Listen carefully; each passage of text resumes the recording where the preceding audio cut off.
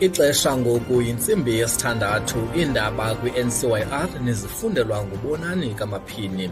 Eliphala phambili kwezi, umasipala wase-Alred Ndzo uqalise iphulo elibizwa ngokuba yi-Mayoral Outreach kwaWard 15 kulo masipala. Injongo ikukuzisa inkonzo eluntwini.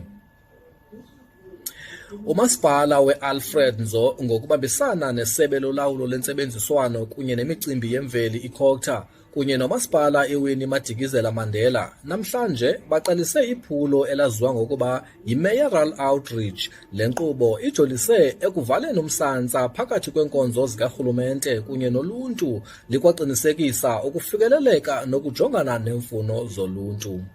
Uceba wakwaWard 15 kule ngingqi ulusapho Mcambalala uvakalise ukwaneliseka leliphulo egxininisa ukubaluleka kwemizamo karhulumente yokufikelela nasekuqinisekiseni ukuba abemi beli banokufikelela kwinkonzo ezibalulekileyo ngaphandle kokufumana iindleko zokuya kula maziko edolophini. So le program yanamhlanje siyibiza i-Mayoral Outreach eyenziwa ngumasipala wase-Alred Ndzo encedisana noCOCTA kunye nomasipala wasekuqaleni iWinnie Madikizela-Mandela. I-intention ke inye yeyobana makuzoncedisa abantu bakuthi njengoko sasivumelene ngo-1994 ukuba masithathe urhulumente siwusebantwini.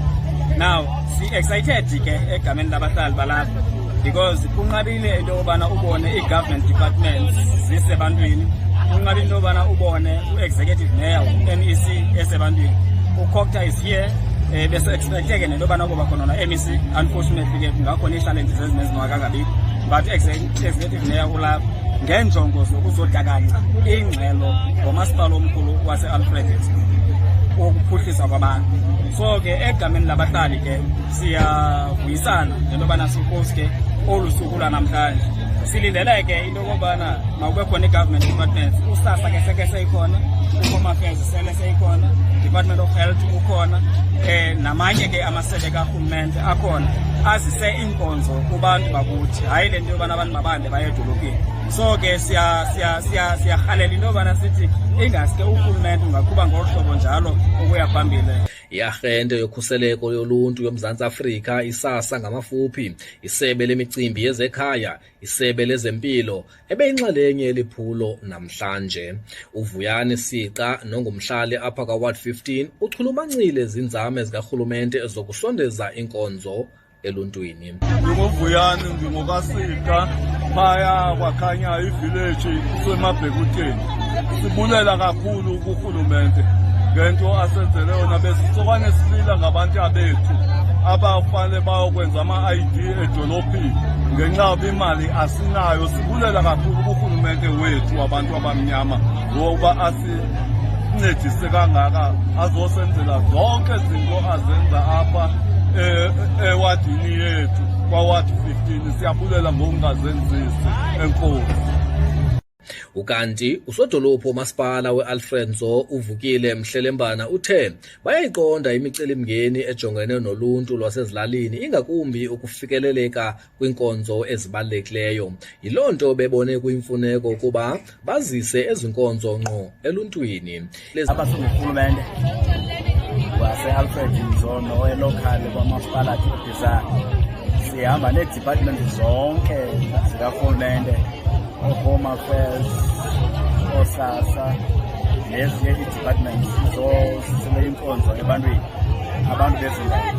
Kule ndawo sikuyo ke ngabantu abakude nedolophu abangafikelelekiyo, abanye babo ngenxa yentlupheko edolophini.